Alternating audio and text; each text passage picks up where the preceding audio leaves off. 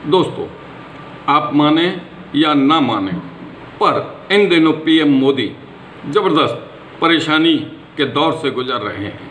परेशानी का कारण है अंदरूनी चिंता, भीतरी चिंता इस बात की कि यदि 5 राज्यों में होने वाले चुनाव में बीजेपी हार गई तो उनका क्या होगा। और यही वह चिंता है जो मोदी को भीतर ही भीतर खाए जा रही है। पार्टी में तो कमोबेश ऐसा कोई व्यक्ति दिखाई नहीं दे रहा है जिसके साथ मोदी अपना सुख दुख या पीड़ा बांट सके। उनके हाव भाव से भी लगता है कि मोदी को खुद पर ही भरोसा नहीं रहा। यह भी उतना ही सच है कि परिस्थितियां भी उनका साथ नहीं दे रही है।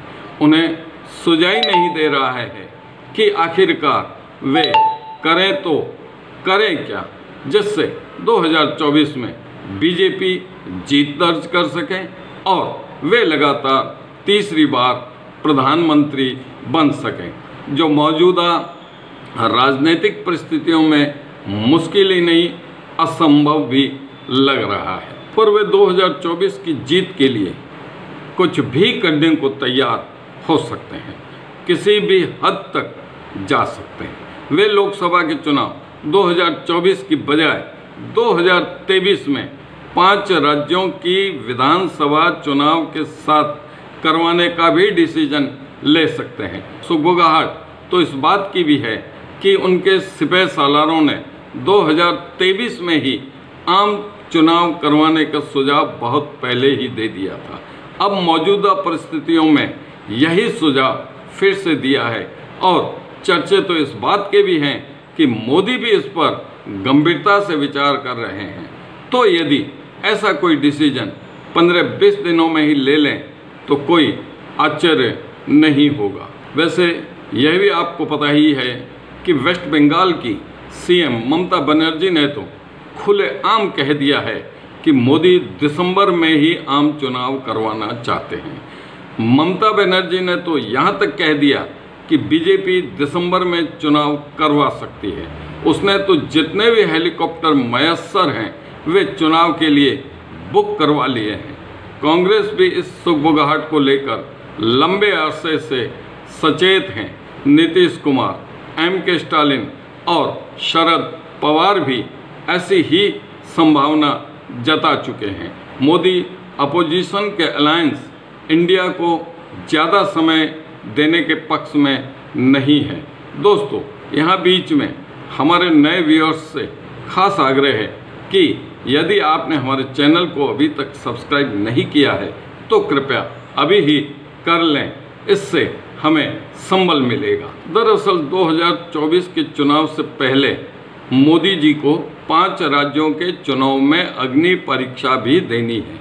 मध्य प्रदेश, छत्तीसगढ़, राजस्थान, तेलंगाना और मिजोरम में विधानसभा के चुनाव हैं और मोदी जी ने परिस्थितियां ही ऐसी बना दी है कि इन सभी राज्यों में मोदी जी के चेहरे पर ही चुनाव लड़ा जाना है।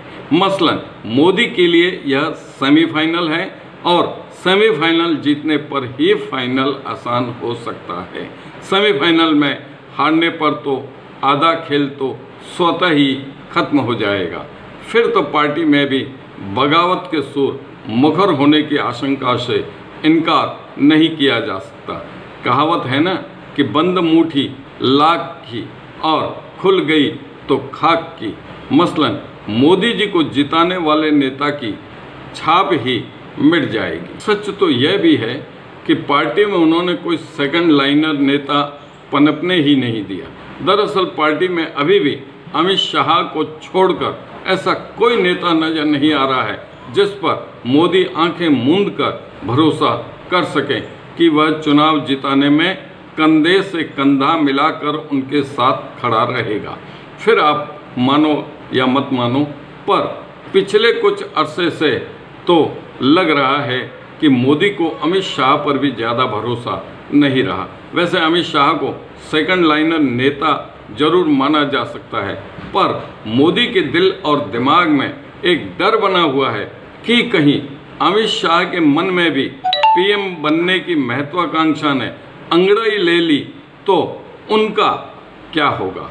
हालांकि कतार में अमित शाह के आगे नितिन गडकरी, योगी आदित्यनाथ और राजनाथ सिंह खड़े हैं। मोदी को सबसे ज़्यादा अखरते हैं नितिन गडकरी से उन्हें सबसे ज़्यादा खतरा नज़र आता है।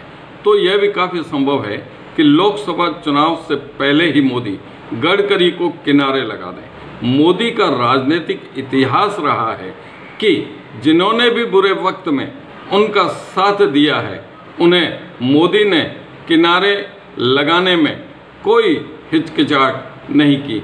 तो काफ़ी संभव है कि आगामी लोकसभा चुनाव में बीजेपी जीत जाती है और मोदी फिर से पीएम बन जाते हैं तो किनारे लगने वालों में अगला नंबर अमित शाह का भी हो सकता है। खैर, फिलहाल तो सवाल यही है कि मोदी 2023 में ही 5 राज्यों के विधानसभा चुनाव के साथ लोकसभा के चुनाव करवाने का आखिरी दांव चलेंगे या नहीं। दोस्तों, इस वीडियो में बस इतना ही। अब देवेंद्र रावल को दीजिए इजाज़त। धन्यवाद।